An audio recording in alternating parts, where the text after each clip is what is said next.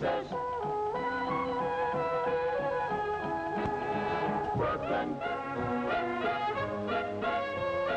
Texas. Brooklyn. And heaven. Before you learn your ABCs, you learn that good things happen in threes like Texas. Brooklyn. And heaven. They made the blues a legal crime. The devil has such a terrible time in Texas. Brooklyn. And heaven.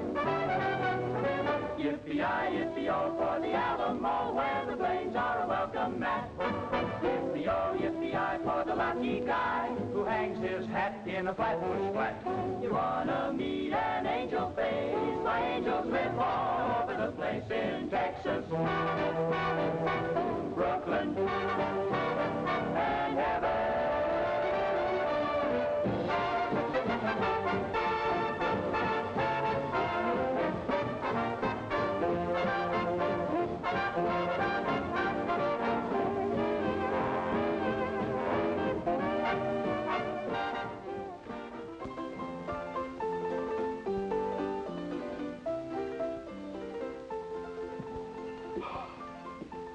What'll you have? What's with that? What's with what? With that? Oh, house special. You have one? Yeah. I'll have the fourth one. Funny fellow, huh? With or without?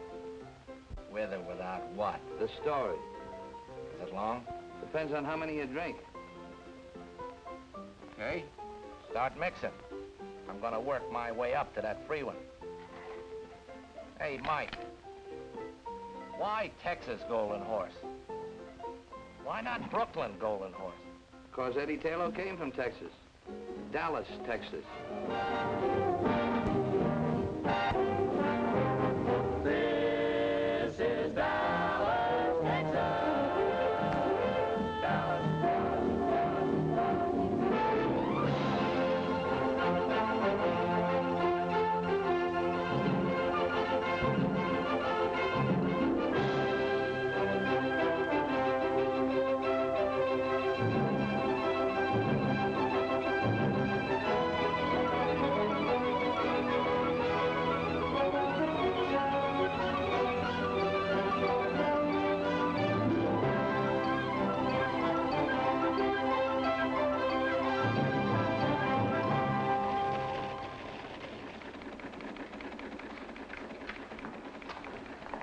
Boy.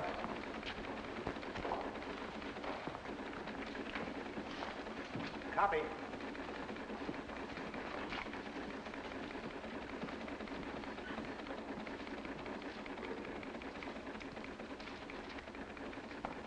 Say, copy. Got anything for me? Nope. You don't expect to get anything for that place. Not on the Dallas News, do you, Eddie? That's good.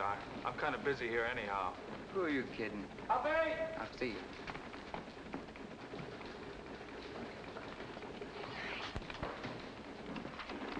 Give this to Taylor. It might interest him. Yes, sir. Copy. Got something for you. Yeah, for me? San Angelo's your hometown, isn't it? Yeah. Got a story here, just came in. About old T.X. Taylor. Any relation of yours? My grandfather. Says here he's dead.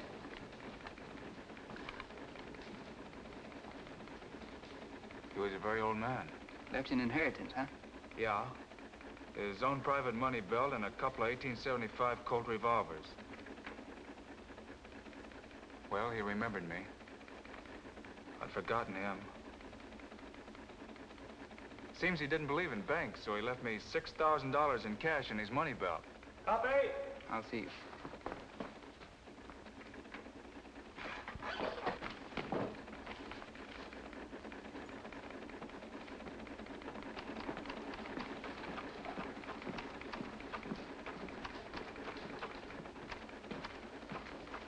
Mr. McGonigal, Yeah?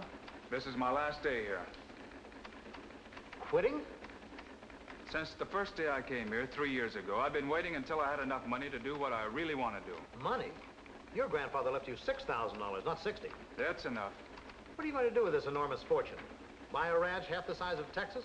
I'm going to New York to finish my play. Uh-huh. Well, when your smash hit flops on Broadway, the Fort Worth section will still be open. On the Dallas News? That's right. No, thanks. So long, McGonigal. So long. Well, good luck.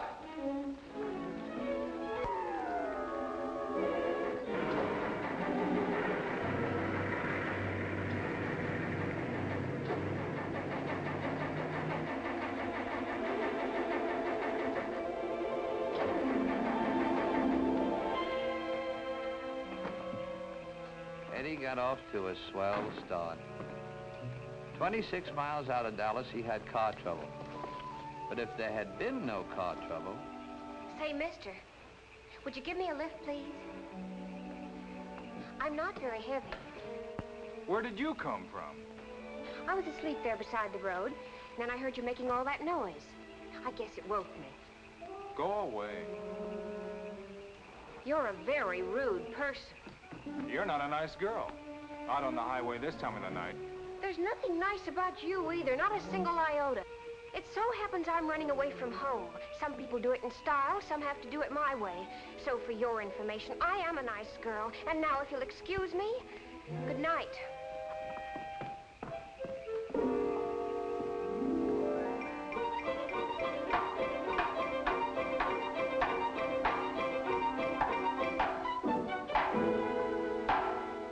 I can't sleep with all that racket you're making.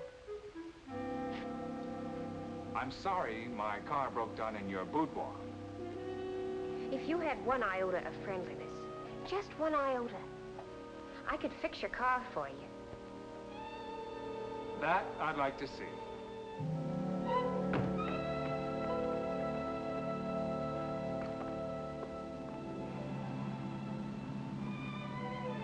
Thanks for fixing my car. You've already said that 4 times. I'm only trying to make conversation. Please don't exert yourself. I'm sure it must be very exhausting for you to try to be nice. I'm a fellow who's always been alone. Even when I work with others, I'm still alone.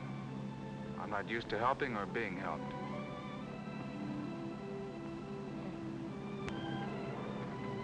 Isn't it funny that I should be running away from the ranch when that's what I like most of all? What ranch? Oh, didn't I tell you? It's the family ranch in Texas. It's just outside of Calinimo City, and it covers about 115,000 acres. And you should see the horses we have. 2,800 of them, not counting the wild mares and their foals. Look, miss, I know Calinimo City pretty well. There isn't a horse ranch within 200 miles of that place, and we both know it. Yeah, but if there was such a place, wouldn't it be wonderful? What are you really running away from? A gasoline station. That's why I know so much about cars. My brother and I ran it till he got married, and then when his wife moved in, I felt sort of unnecessary. You know, like I was crowding the place. Still, it's better than bucking the world on you. Unless you have a grandfather who left you a hunk of dough. All I have is a diploma from the correspondence school. It's a very attractive diploma, though, and it says I'm a perfect secretary. Shorthand, typing, and business management. You've got a job waiting for you someplace, huh? No, but I'll get one. And then when I've made enough money, I'll come back to Texas and buy myself a ranch with horses. Oh, the loveliest horses. You haven't told me anything about yourself. You've been awfully quiet. We interrupt this broadcast to bring you a very special bulletin. Red Carr is still at large. Red Carr, who robbed another bank in East Texas this morning, was last seen steaming away in a fast black coupe. Up to 10 minutes ago, he had not been apprehended. Special warning to anyone who might see him. Red Carr always carries at least 2 heavy caliber revolvers. Approach with caution.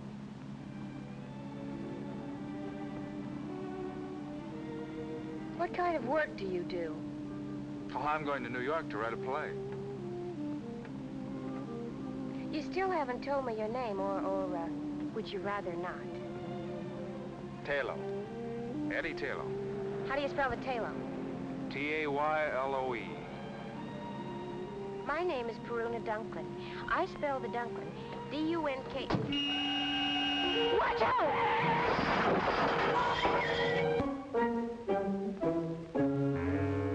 Put those guns down. They might go off. Thank goodness you've come out of it. I thought it was the sheriff and the posse. Sheriff? But it was only Mr. Tebow and the doctor. Now, think quick.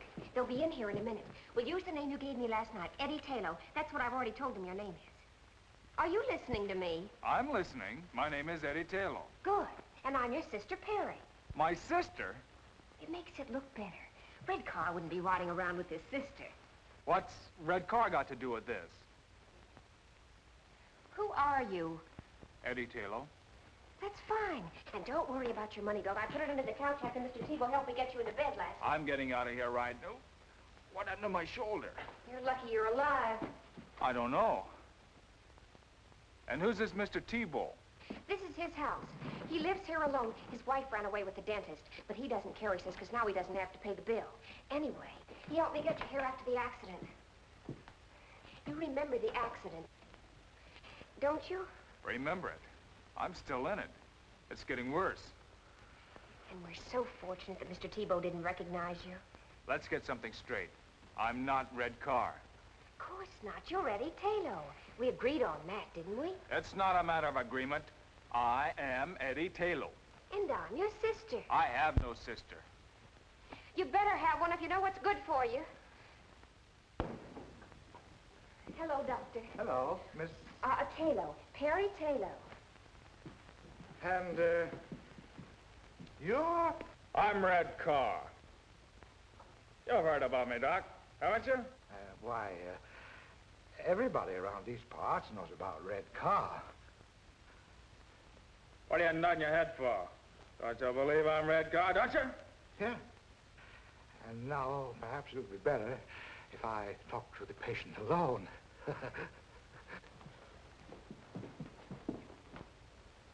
It's his left shoulder, Doctor. We'll know soon enough. I'll call you if I need you. Try to behave. Get in touch with the rest of the mob. Tell them to lay low until the heat's off. Oh! You got a good buy in this car, Eddie. You did the buying. 400 miles and the motor sounds like a hummingbird. You still getting off at Birmingham? Sure, if your shoulder's okay. Why don't you stay with me and... Or is that too big for you? I hadn't figured on New York. Why not make it New York? It's about time somebody like you went there and changed the place. Well, I don't know. Perry, Yes? my shoulder doesn't bother me anymore. It hasn't hurt me for the last 2 days. I didn't say anything because, well, what I mean is, you're a good driver. You mustn't fall in love with me. Who said anything It would about... spoil everything. What makes you think I give up? You must admit there's always the possibility that you might want for us to become sweethearts. You admit that possibility? True? Well, you must fight that possibility. It'll be a struggle. A love affair at this time would interfere with my plans. You see, Eddie, I've always lived in a world of, well, call it make-believe. But one thing is a reality. I have a great capacity for love. For people. For all kinds of people. Oh, I could fall in love, but that would be selfish of me. I feel I sort of owe it to those people to kind of ration out my affections. So that's why you must deny yourself the prospect of loving me. When the time comes that I feel I've done all I can do for others, when that time comes, then perhaps we can sit down and talk things over. Goody. I don't care whether you're laughing at me or not. That's the way I feel about everything, and this is the first time I've had an opportunity to do anything about it. So please, be strong, show character, and don't fall in love with me. Perry, Yes? do me a favor. Good. Shut up.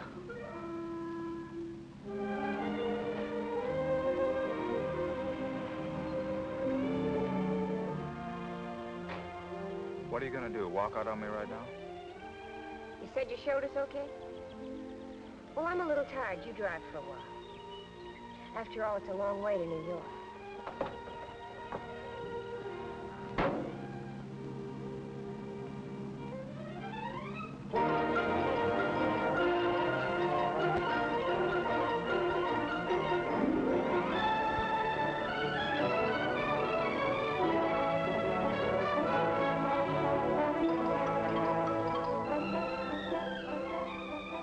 For 6 states, she talked his ears off. Of course, Perry knew he wasn't Red Carr. But she kept up a rack just for the fun of watching him blow his top. And all the time, he didn't know that she was giving him the needle. It's funny how some gals know just when to use reversed English.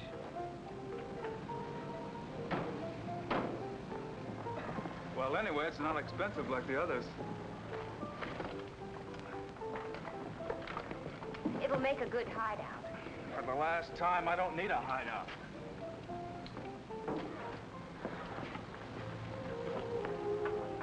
Well, goodbye. I hope you finish your play pretty soon. Thanks for everything. What's your rush? Let's have breakfast first and talk things over.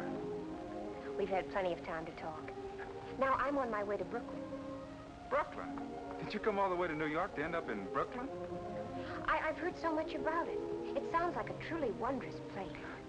What's so wondrous about it? Brooklyn appeals to me. Is there any reason why I shouldn't make it my destination? Well, that's not a logical question. I can't give you a logical answer. Well, goodbye.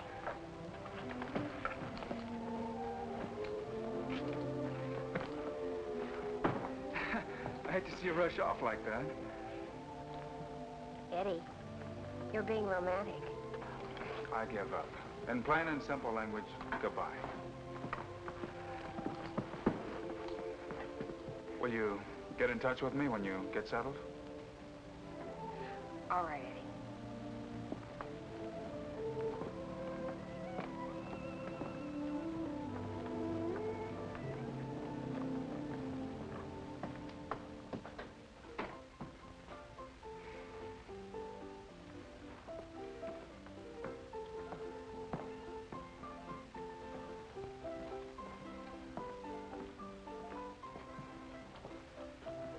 Let me have a room and bath, please.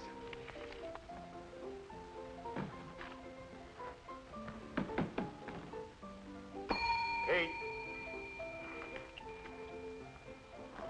105.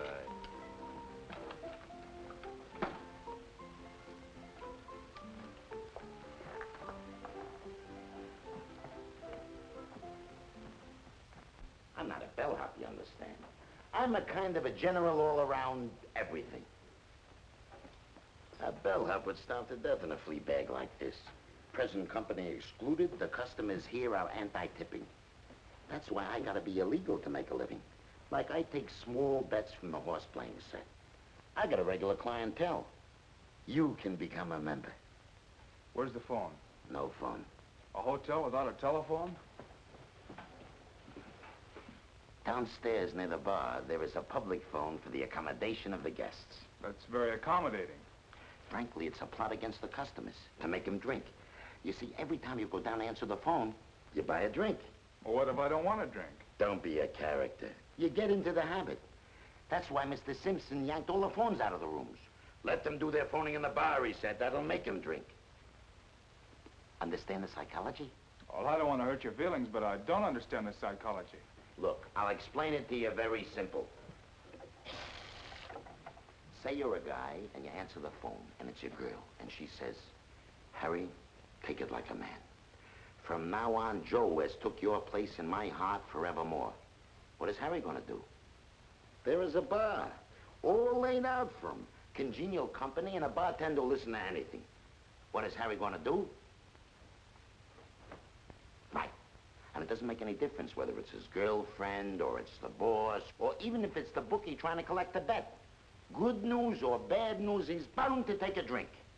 Sometimes to forget, sometimes to remember. And then there's the nervous type.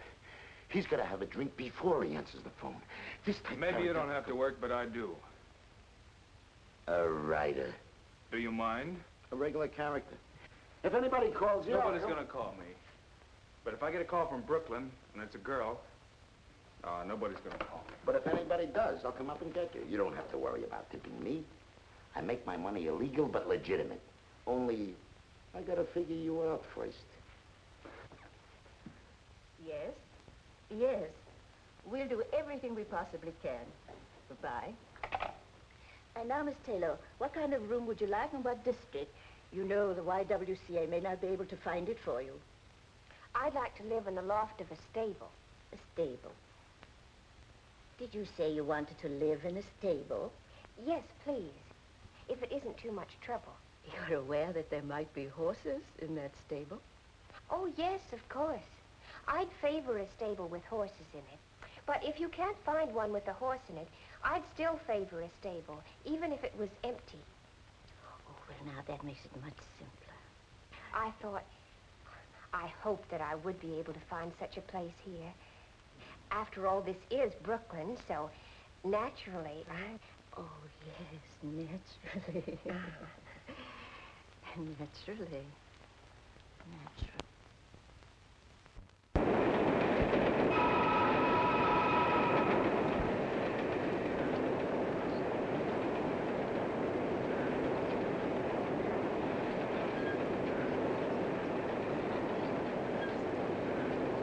Here, Charles, share this with me. Thank you. Delighted, my dear, delighted.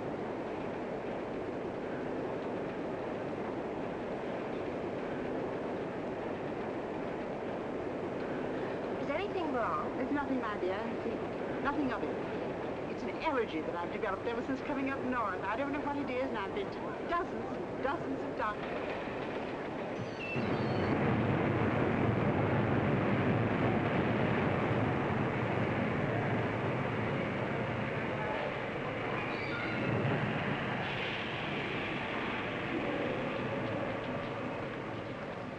That wasn't a nice thing to do.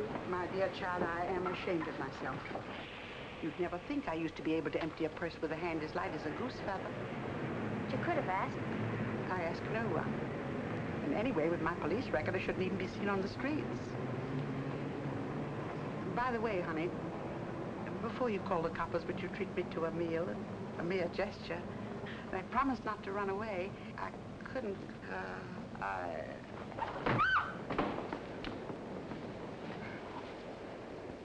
But you gotta answer some questions. Why? Because you have a pencil and a notebook? Because it's the law. I've told you she doesn't feel well. Now, isn't that enough? Okay, we'll let it go at that. Now, how about a nice, clean ambulance? None of that, dear boy. No ambulance. But you're sick, lady. Why make her sicker? Ambulances, hospitals, a lot of questions. I know the whole routine. Very unhealthy, all those questions. Okay, then just give the facts. What's your name? Perry Taylor. You know, I think that the thing we... Mind if I get the facts? T-A-Y-L-O. Add an E. And the lady, ever seen her before? Enough of this. Child, I don't want to burden you with... Oh, dear. Send for the wagon. You know, they should send you home. Two will get you 5. She hasn't even got a home. She asked you got a home. And how would you know? Because she's my mother. Your mother, huh? What kind of a daughter are you not to feed your own flesh and blood? Because she was too proud and independent to accept help. And then one day she ran away from home to see what she could pick up on her own. I didn't catch up with her until today. She didn't want to be a burden on me. Or on my brother. You see, I have a brother, too. His name is Edward Taylor, and he lives at the Grand National Hotel. She's his mother, too. Now, that makes everything fine, doesn't it? Okay, you're gonna take her home with you and take care of her? Of course. And your address, Grand National? No, it's 9006 Flatbush Place. Not the house itself, the stable. 9006 Flatbush Place. Now you're doing the right thing. And where do you live? Oh, I don't want to get mixed up in this. I was just waiting for a downtown express, but I'll take a local.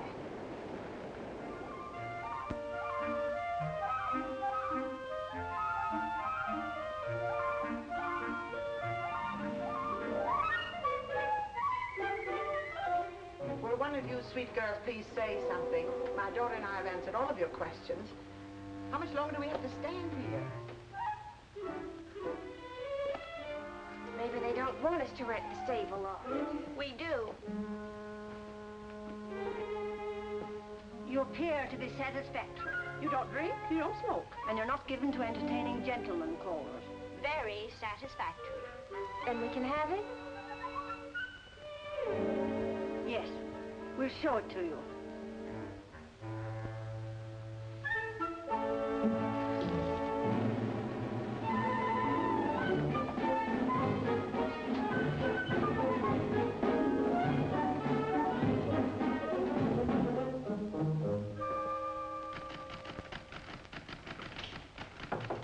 Come in.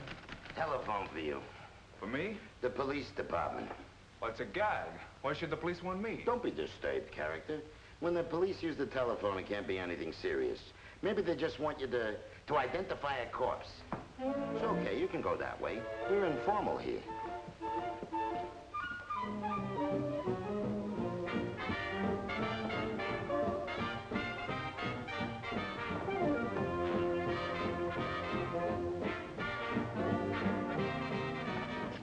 Hello? Yes? Well, this is Eddie Tiller speaking. My mother? Well, if my sister Perry told you that, you can take her word for it. Yes, sir. I'll see to it that my mother is properly fed from now on.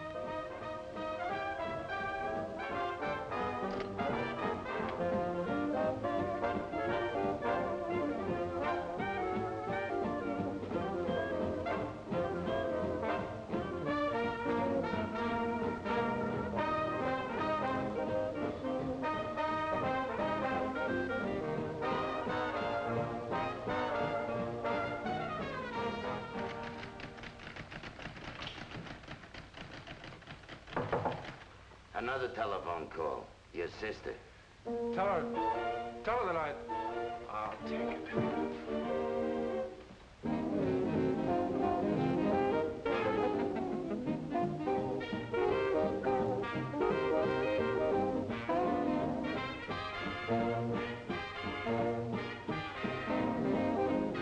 Hello. Now, look, Perry, Yes, the police call me. No, they didn't fingerprint me. Listen, Perry, how can you get yourself into so much trouble in so short a time? There's been no trouble, not one iota. As a matter of fact, I have something good to tell you. I found a wonderful mother for you. But I don't want a mother. But Red Car needs a mother. Don't you understand the psychology? I don't care if Red Car needs a mother. I'm trying to write a play. All right, but don't get hysterical just because I was trying to help a nice lady who was hungry. So I arranged to have our mother stay with me. Go on, give me the facts. Now, if you'll promise not to get mad, I'll explain something about our mother. You see, many years ago, she had a sort of a tendency to pickpockets. Did you say that our sweet, loving mother is a notorious pickpocket with a long prison record? Will you or will you not stand by me? Of course I'll stand by you. What else am I going to do? But, Perry, please, can't you get yourself involved in something simple? Like a triple murder. Oh, Eddie, I'm terribly sorry I've been such a burden to you. And you have my solemn word that I'll never do anything to make you angry or upset you again. Okay, Perry, okay. I'm not angry with you.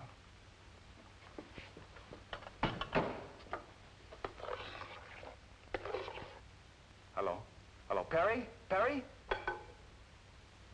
Hello? Hello?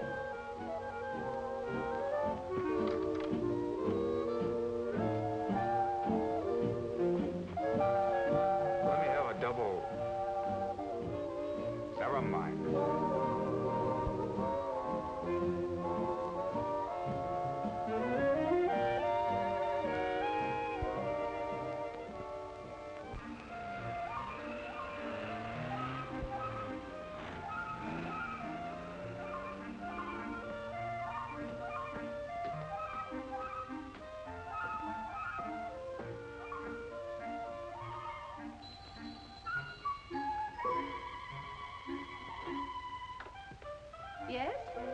I'm Eddie Taylor. I'm expected, I believe.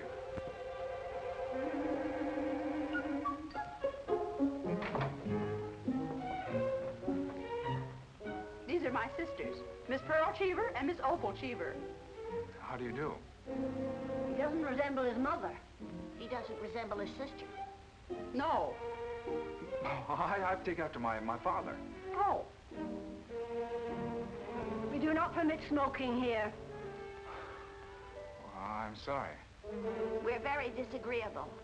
Everyone in the neighborhood says we're mean and spiteful. And utterly selfish. And we are. Yes. I'm sure you're not. We do not deny the truth. We're most unpleasant indeed.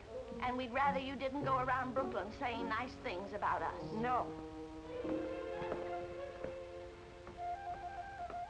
My son. My dear, dear son. It's been so long, my darling boy.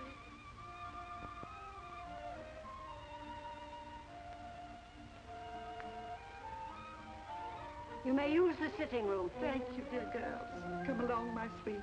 Remember, no smoking.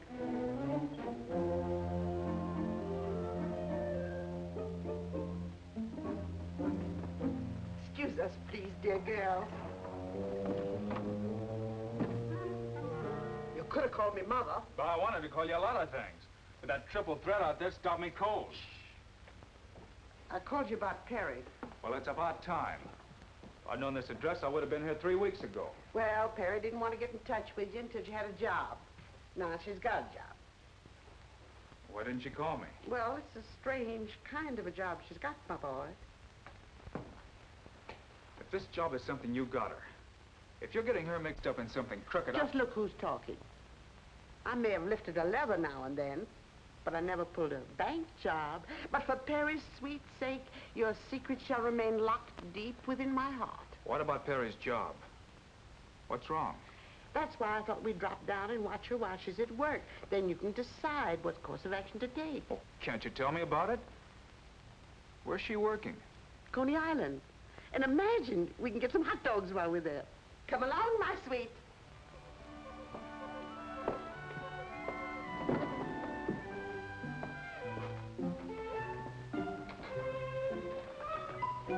What time will you be back, Mrs. Taylor? Oh, in an hour or 2 or 3. And thanks for a most unpleasant time. You must come again, Mr. Taylor. Oh, I will. Anytime I want to get depressed.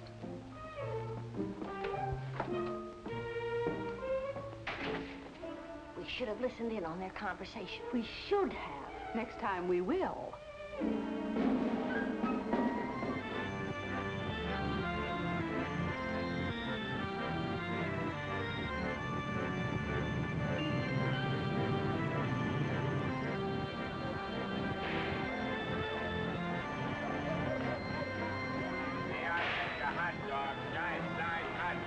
Coney Island special, 12 inches from head to toe. I'll have one. You'll have one what? Well, I was under the impression you sold hot dogs here. Well, speak up, buddy. I can't read your mind. Here, get your hot dogs. Everybody likes them. Only 10 to a customer. Mustard? No. Take it or leave it, buddy. In this business, we got a short season.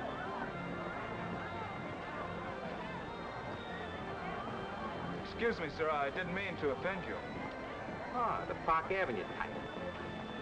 Here, get your Coney Island hot dog. Sweetheart, everybody eats them. Everybody likes them. Sweetheart. But I told you I didn't want another hot dog. Well, don't eat it. I'm just trying to keep both your hands occupied. Now, here, hold this for me a minute. Excuse me. Excuse me. Excuse me. I know that little guy. He didn't recognize me, but I spotted him right away. He's called Doc because he looks like a nerve specialist. One of the smoothest operators in the profession. Your profession? Uh-huh. By the way, you better look and see if you still got your wallet.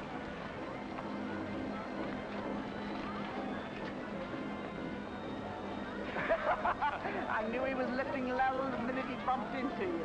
And I suppose you lifted it from him to prove to me that you've reformed. No, child. I just want to see if my technique is better than the doc's. Maybe I didn't prepare it. I wish you wouldn't say I'd reform. Makes me feel so old and useless. I give you the greatest entertainment value on the Midway. Ziggy's internationally famous water nymph. This is it. What's Perry doing in there? We're down here to find out. And I hope she can swim. Presenting the water nymph. There they are, everybody. Ain't they out of this world? And each one born and bred in Brooklyn. And this one, all the way from Texas. Miss Perry! Say, she's all right. Folks, these girls are not only gorgeous, they're daredevils, as you will soon see for yourselves behind these closed walls. And now, ladies and gentlemen, I'd like to have you meet the girls personally. Honey, tell the folks your name. Jean Dean. Linda Lombard. Merrill Nemeth. Mill Patrick. Joe Jordan. Jean Stratton. And you, honey. Hey, you. Hey, you. My name is Perry...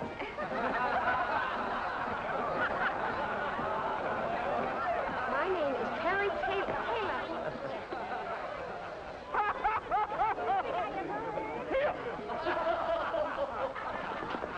Keep your hands off of her. Go away, Sonny, you bother me.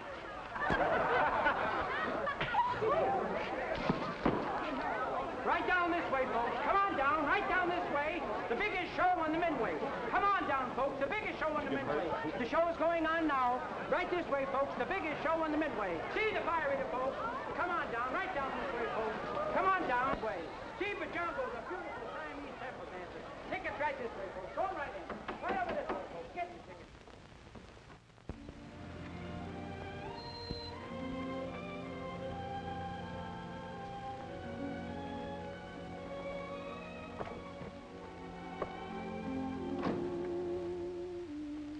I'm obliged to you, Eddie, even though you made me lose my job. I'm obliged to you because I know you meant well. But in the future, please let me pick my own jobs and you stick to your playwriting. Oh, what's the use? I give up. Here. Call it a loan or whatever you want. You'll need it until you get another job. Well, thank you, but I'm not looking for charity. Good night.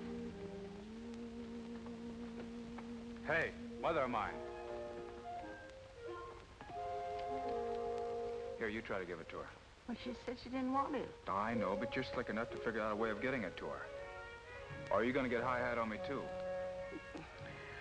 Frankly, yes. We, and I speak for my daughter and myself, want no further interference from you.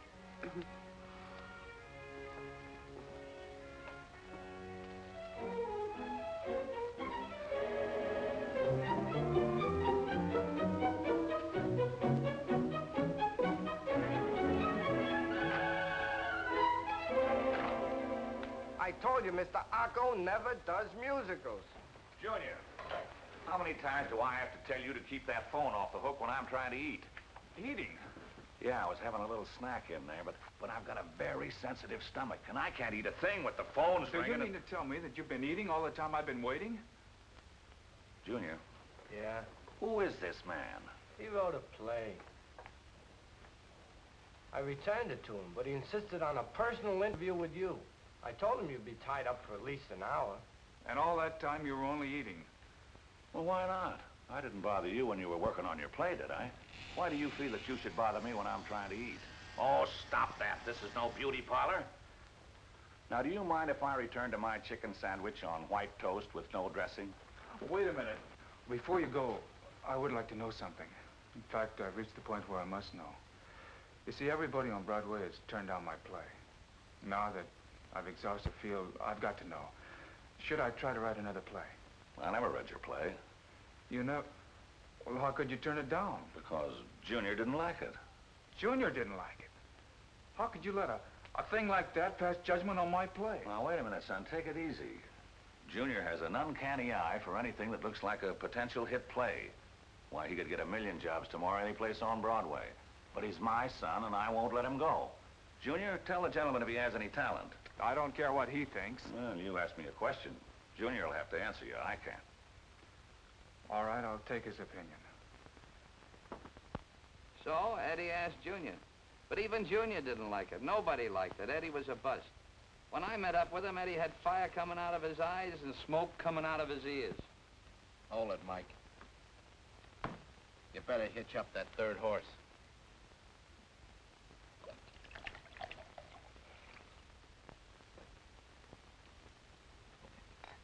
What's more? What's more with what? What's more with the story? How many times does that horse have to kick me before I get the end? So far, pal, you've only been riding side saddle. Now we really go places, because here's where I met up with Eddie. You remember the bellhop? Well, Eddie tried to pass that bar once too often. It was the night that Joe was sick and had asked me to stand in for him. Bartender. Bart. Good evening. Sorry to keep you waiting. Was just getting ready to close up.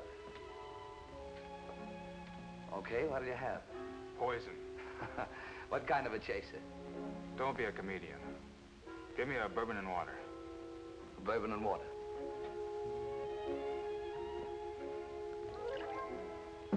You can call me Mike. Why? That's my name. Oh.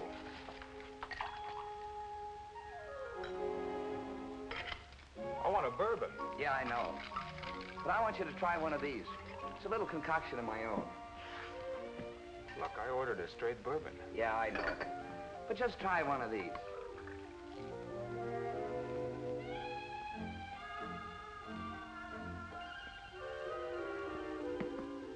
Now, can I have a straight bourbon?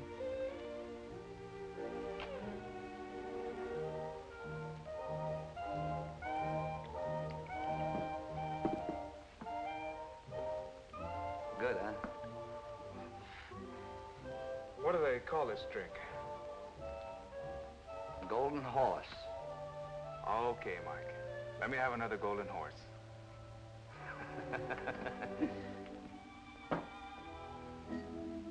You're new around here, aren't you, Mike? Hmm? You're new around here.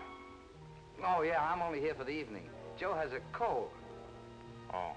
Say, Mike, how do you make this, Golden Horse? Well, first a little dab of Texas sunshine. Then some rain. A little hail. Gotta have some hail. Some snow. A couple of earthquakes. Then you make a very tiny waterfall out of it. Just a little teensy one. And you top it off with some good old Mother Earth. I like you, Mike. You've got a great sense of humor. Pour one for yourself. Thanks, Eddie. How'd you know my name was Eddie? Oh, he told me when you first came in. Oh.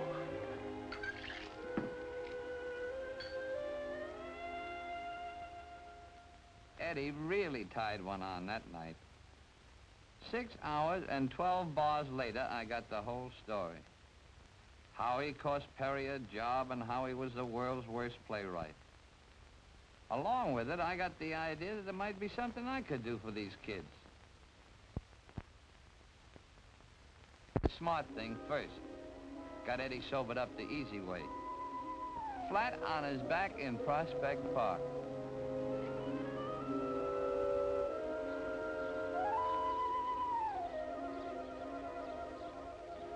Mike. Mike? How is it, Eddie? New world's record for a hangover. Well, the Turkish bath ought to help you a lot. There's one near here, too. Best Turkish bath in Brooklyn. Brooklyn. A truly wondrous place. I thought you'd like it. At Prospect Park. Oh. I could lie here for hours. It's like Texas, without the sagebrush. You know what I need? A long ride on a horse. That picks me up. Well, let's try the Turkish bath first. And while we're there, you can get your clothes clean. Then, if you want, you can rent a horse. I'll go along with you on that Turkish bath deal. The horse is out. It's gonna be pouring here in a few minutes. I wouldn't take a mule out in such weather. Say, I know where we can rent a horse and the rain won't even touch us. You can have any kind of a gait you want, fast or slow, or one that'll rock you like a baby in a cradle. And you can have your Texas sagebrush, too. Where is this heavenly spot? Right here in Brooklyn. This Brooklyn is truly a wondrous place.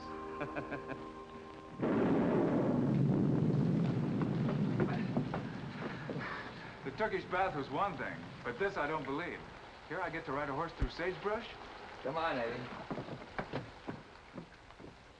So I took him to Mr. Gaboulian's riding academy. It was strictly out of this world, and that included Mr. Gaboulian. He was a whacked-up guy, a fugitive from Ripley.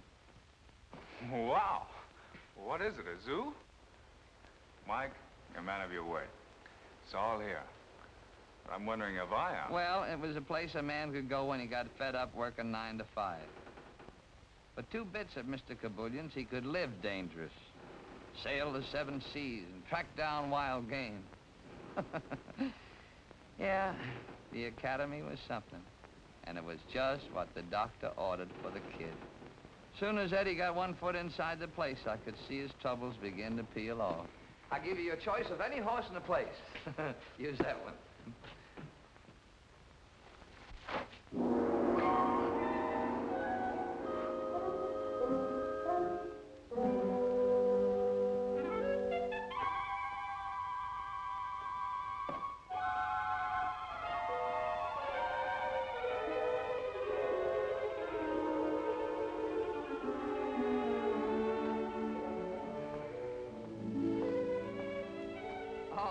Mr. Gaboulian.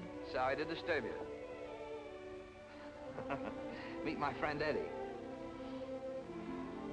Eddie and I want to ride your horses. Excuse, please, gentlemen.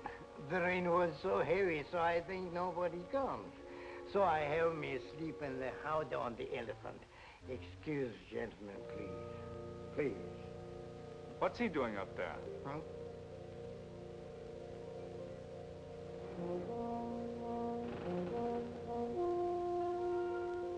That's Captain Lars Jean.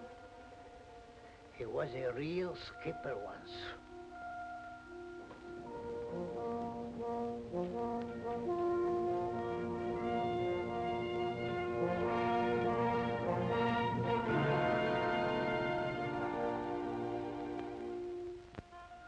That boat teaches you not to become seasick, huh? I guess so.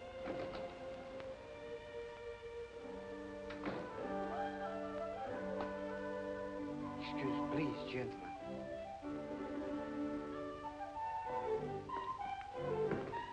Boy, I've seen some gems in my life. This is really a beaut.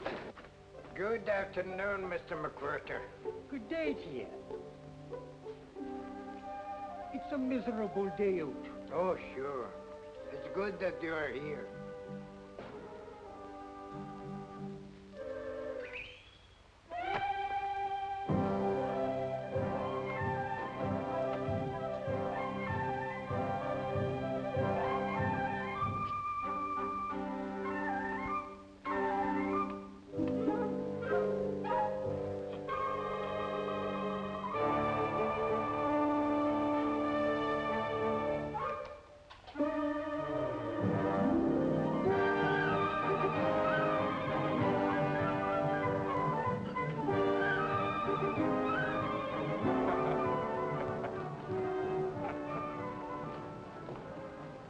Mr. Robert Bruce McWhirter.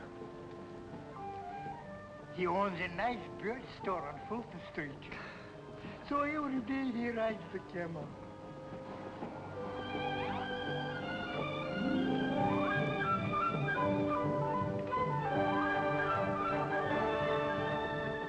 like he's having a lot of fun. Lot of fun. That's the only thing that makes him happy.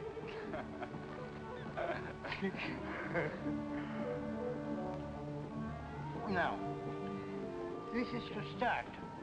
When you like it fast, move forward. Boy, Perry would really love this. She'd go crazy for this machinery. Hey, Mike, look at me. I'm right across West Texas. Come on.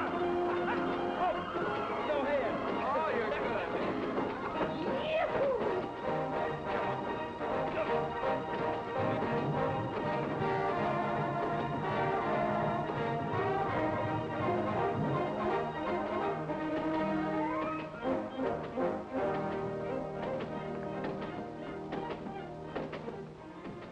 Mr. Gabullion.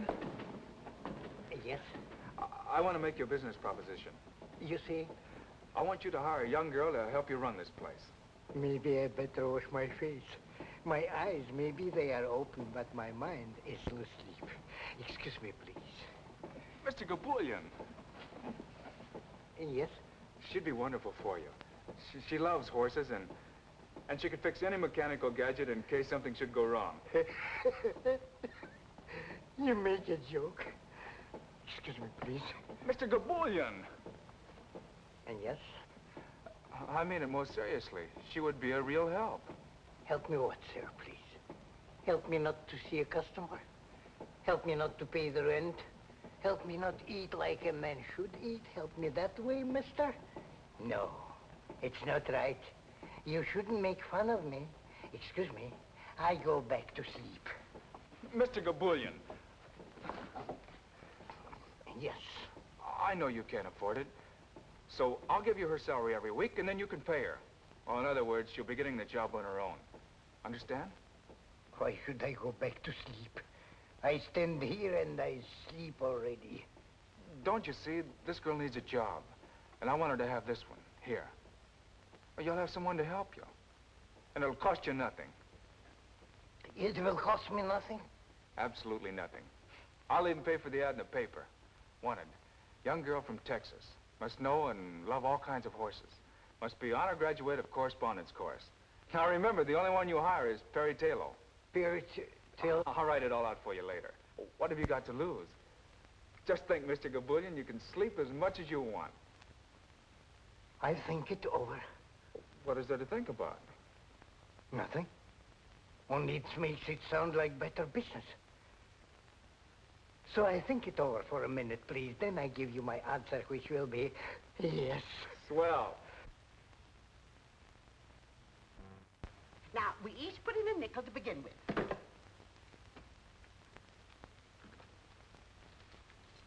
That's my girls. Now, let me see your hands. Now, you remember you all promised Perry you'd learn to play games. You know how anxious she is to liven up the place. And how are you going to play poker if you don't let me teach you? That's my girl. Well, you have a very bad poker hand, dear. 2, 4, 7, 10, jack, just nothing at all. But if I were you, I'd hold on to this jack, because that's your highest card, see? And ask for 4 more cards. I'll gladly give them to you. Nice, fresh, new ones. Now, no, you hold on to that, dear. Now, Ruby, let me see what you have. Why, that's wonderful. You've got a pair of 4s. Now, if I get a pair of 2s or 3s, you'll beat me, you see. You see how simple it is to play poker? Now, dear, let's see what you have.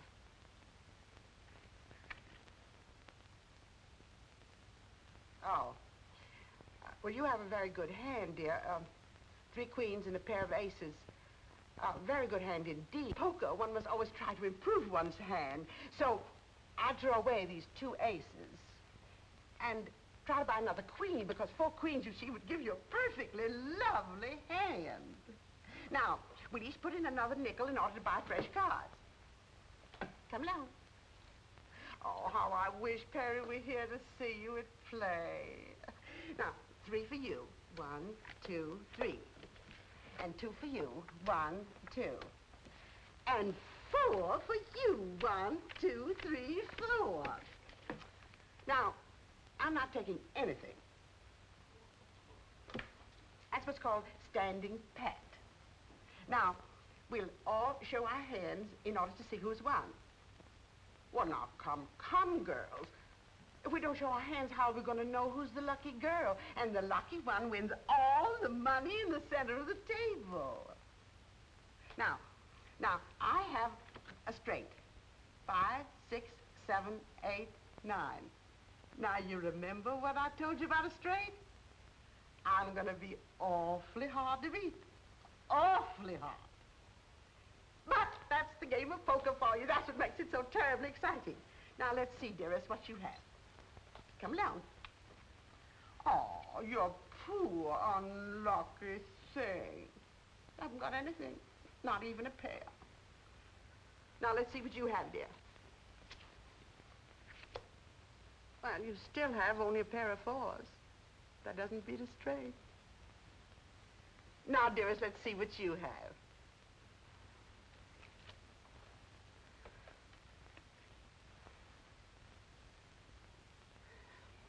Four queens. 4 of a kind beats a straight. That's what you taught us. I sure enough taught you that. I sure enough did.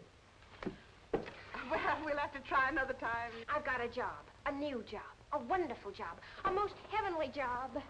Oh, good news is always good news. I'm so happy for you, darling. It's just what I've always wanted. Horses and a camel and an elephant and a lot of other things. I didn't know the circus was in town. It isn't. We always know when it comes. We always get free passes from our grocer, Mr. Prickle. No. It's a riding academy. And all the animals are mechanical.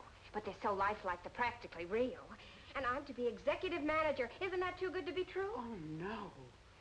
But I've got to have a riding habit. I wouldn't look as if I were running the place unless I did. You know, I've noticed that our dear, dear Cheever sisters are very handy with a sewing machine. We've never made a riding habit. Only Mother Hubbard's. And slip covers. Yes, but under my supervision, dear girls, you'll make a riding habit, a more than suitable riding habit. But first, let's return all the losings to the losers. You were the only loser. Well, I guess I'll have to teach you how to play gin rummy. There were about 50 other girls for the job, but I got it. All in all, those 3 ghouls downstairs clipped me for $8.40. I tried blackjack, casino, double solitaire. I even invented a game and called it Chuck Full of Luck. But that's a commodity on which the Cheever sisters seem to have a monopoly. But it's worth it. Do you notice how congenial they've become? I knew it would work, and I'm so grateful to you. After all, it's your money, child. If you don't mind spending it, trying to warm up those 3 ice cubes in petticoats. Turn around. Not that I think they ever will warm up. Oh, yes, they will. I've already convinced them to come to the academy one of these days and try a ride on the animals. I don't get it. This concern you have for other folks. I don't get it at all. I've met a lot of people in my day, both inside of prisons and outside. But somebody like you, what do you expect to get out of it? Oh, if I can make people happy, it makes me feel good, that's all. Well, what about making yourself happy? But I am. Very. I'll let you in on a little secret. You're not. And I'm referring to that certain party named Eddie Taylor. You know, I was in love with my probation officer once. I had such a crush on him, it gave me a thrill just to report to his office. But of course, I had to curb any display of affection because, after all, he was my probation officer. But you and this Eddie. How do I look? Don't ask me, ask Eddie Taylor.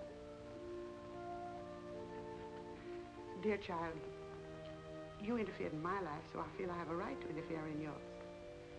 You did something that state prisons, penitentiaries, small jails, and 8 parole boards couldn't do. You made an honest woman of me. Of course, there's enough larceny left in me to keep me attractive. But I want to do something for you. May I, sweet? I know what you're going to say. Well, then why don't you do it? I can't. I can't now, not until he's finished his play, because that's what he wants to do more than anything else in the world. And I wouldn't want to clutter things up for him. You could help. That's what a woman's for, to make a man think he's successful. Oh, no. He told me definitely. He works alone. After he's a success in the theater, then maybe... Well, maybe then. Well, I tried to help. But you have. If I were certain, if I were really certain that Eddie wanted me, you know what I mean. the least you can do is to call up that idiot and tell him you're working and where. I'll do it right now. Do you think you'll like me in this outfit? Well, I don't know about him, but a normal male, well, a normal male would be very normal about it. Eddie.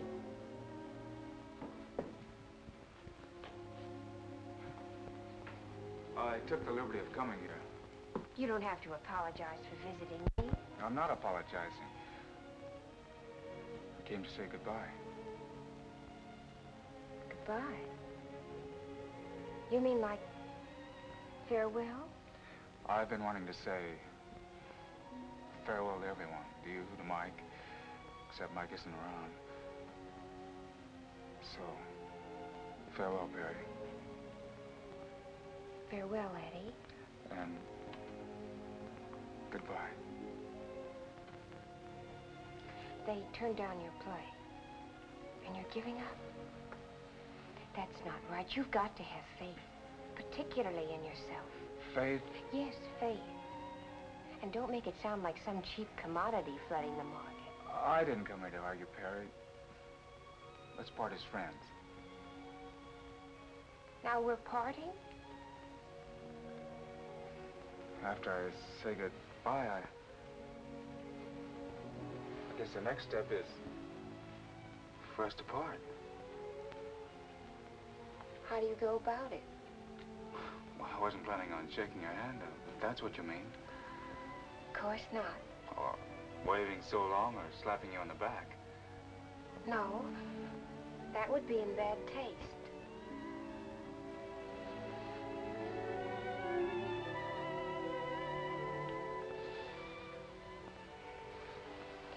You may fall in love with me now. Thanks.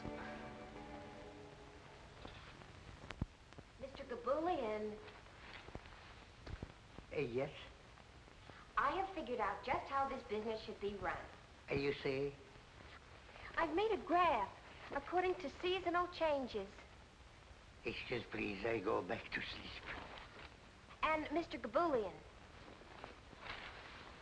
Yes? I have made a very detailed study as to why business has been bad up till now. A study she makes. It's easy like pie.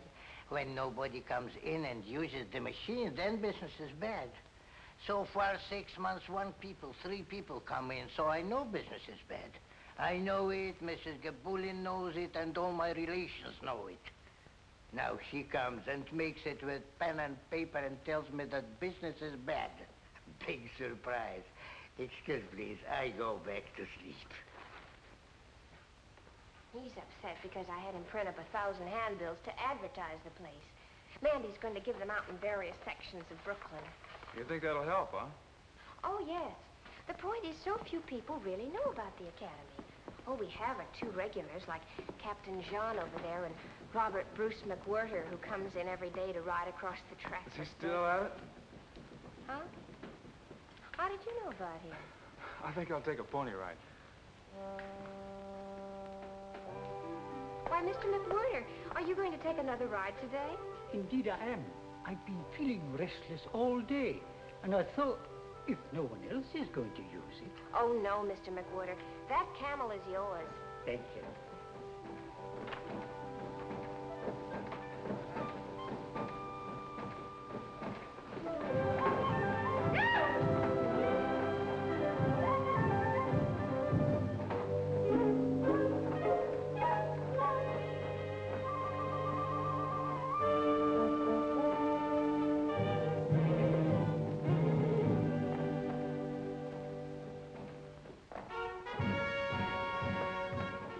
I just brought you 3 more customers. All right, girls, come in. They were a little unwilling at first, but here they are. Oh, I'm sure you'll all have a perfectly wonderful time. Why shouldn't they have? I just taught them how to shoot craps. They won close to $6 from me, and the dice were loaded.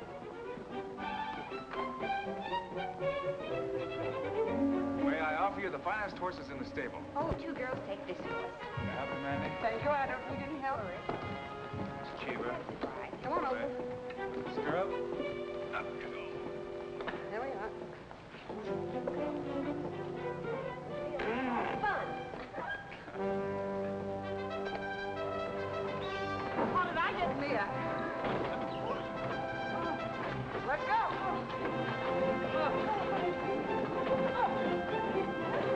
Yippee!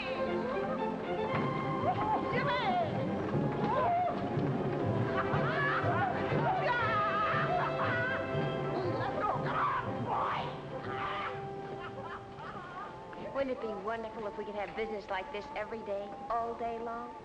Then you'd be completely happy, huh? Almost, Eddie.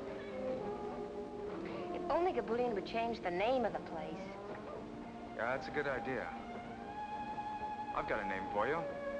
The Golden Horse Academy. The Golden Horse Academy. It's perfect. It'd be a good name for a ranch, too. Let's speed it out.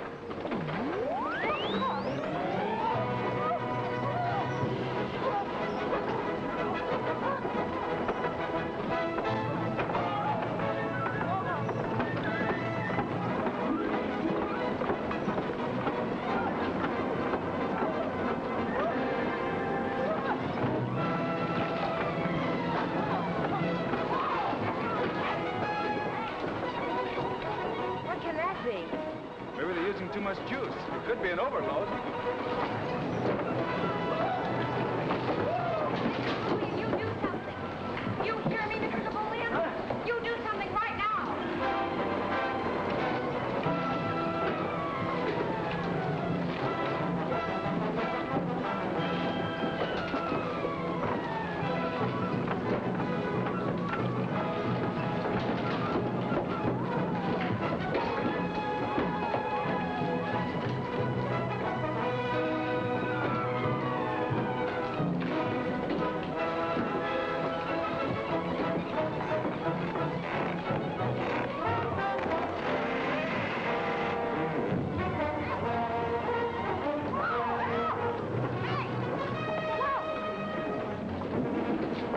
Where's the main switch?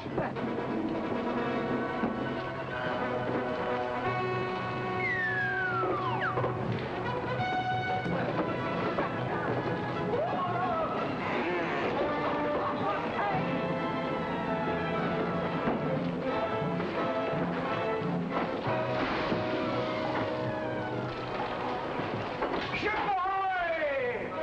The main switch. Tell me where it is. The switch. The master!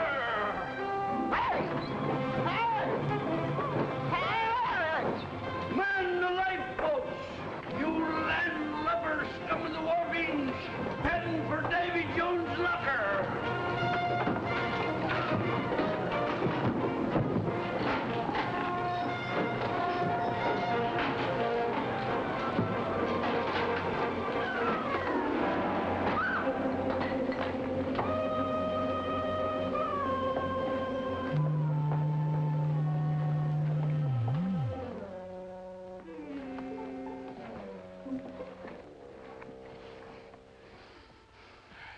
What happened, please? What a ride. Too much business. Just too much business. Yes.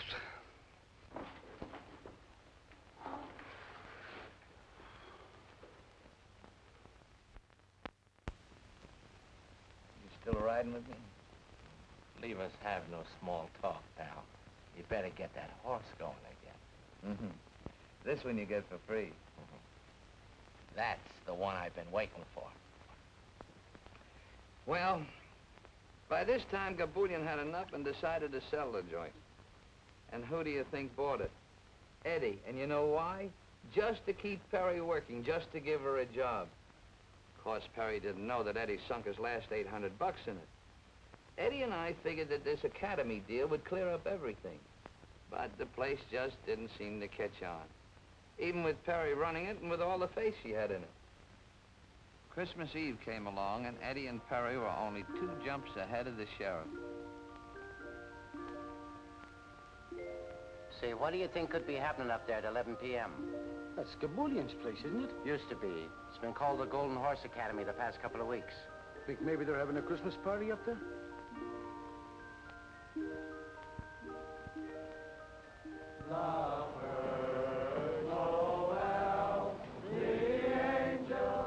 We had a big party. Well, it was supposed to be big. But we wound up just trying to be gay. Robert Bruce McWhirter showed up, along with a whole gang of Santa Clauses, all members of the Big Brothers of St. Nicholas, South Brooklyn branch. The old boys rode the stuffing out of the menagerie, but the cash register never rang once.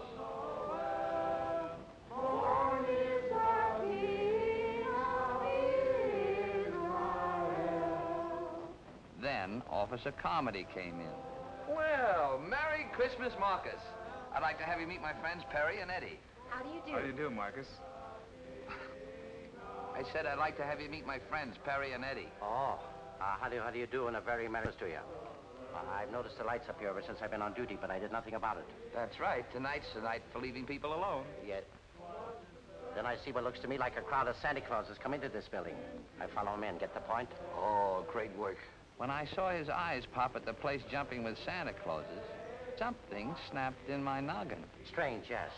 But nothing that would make me report this incident to headquarters. You see, Christmas Eve is a night for leaving people alone. What do you mean there's nothing wrong? How would it look if a passerby saw them come in and reported it to your superior officer? How would you look if you said you didn't think it was important enough to call the station when you saw a horde of Santa Clauses come in here and take over the Riding Academy at this time of night? You think I ought to check with the sergeant? Is that the sort of thing that happens to you every night? But this is Christmas Eve. Well, does that explain the situation as far as an officer of the law is concerned? Don't let anyone leave. I'm going to call the station. Come with me. Give me the numbers of all the newspapers. Manhattan as well as Brooklyn. Hello? City desk, please. Soda, Pop? Yes, dear. I'll have just a teensy. Well, really, girls, there's a limit to how far we can go. Why? I don't know. Yes. Well, just a few.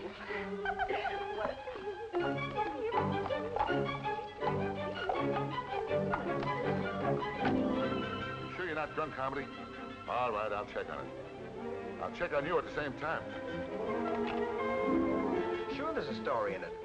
Sounds like a lot of human interest. I'll send a man over. Right. Well, if you won't help me, I'll call the police commissioner. I tell you, he does this every Christmas Eve, but he always gets home in time for dinner. Something must have happened to him. Here's a newspaper in the Bronx. Well, give it to me. We want complete coverage. 50 Santa Clauses? This time of the night? Have you got the address? Yes, Alice, I've already called the police. Oh, you have too? Well, what could have happened to them? We just got a tip about 100 Santa Clauses, all drunk, running wild someplace in Brooklyn. Yes, lady, I got all that. Now, how was your husband dressed? Oh, like Santa Claus, huh? Maybe he got stuck down the wrong chimney. Now, look, lady, don't take it so serious. We'll find your husband all right. No sense of humor. Gin.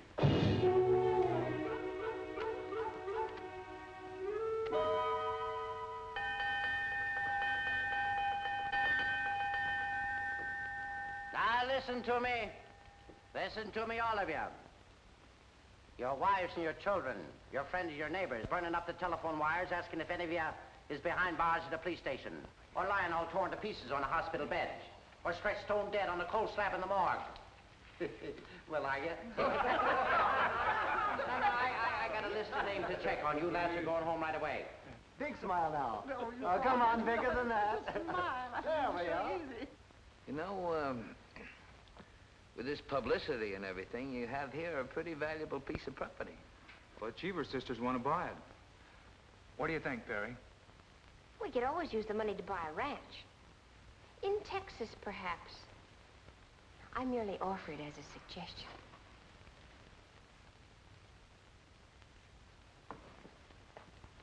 We'll raise herds of golden horses, Eddie. Real golden horses.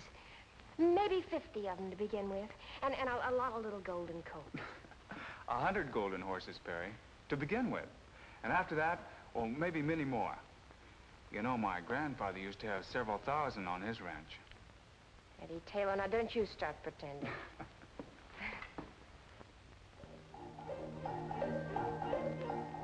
And so Eddie and Perry got their ranch, which is what they both wanted all the time. Now in Texas, babies come on golden horses. None of that stalk business in Texas, no sir. And that whole ranch was loaded with golden horses. You expect me to believe all that? How'd you like the drink? Fine.